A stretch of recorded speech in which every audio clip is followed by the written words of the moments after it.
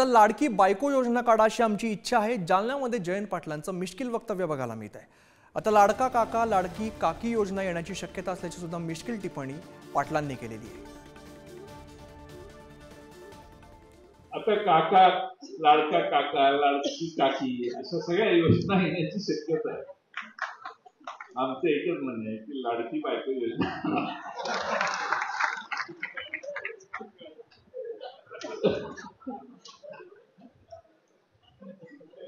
तिच्यावर काय अन्याय?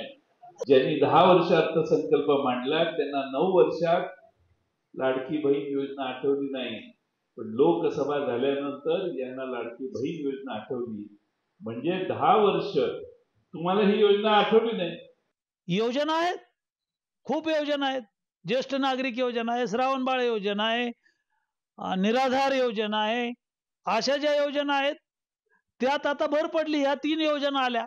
आता या 3 योजना आल्या तर या योजनेवर टीका करण्यापेक्षा तुमचं सरकार असताना तुम्ही 50 वर्षात काय केलं हा प्रश्न आहे, किंवा तुमचं मध्ये 2.5 वर्ष सरकार होतं त्यावेळेला तुम्ही काय केलं, कोणत्या योजना आणल्या, शेतकऱ्यांना काही मदत केली। संपूर्ण मराठवाडा पाण्यात होता, मराठवाड्यातले पिकं पाण्यात होते।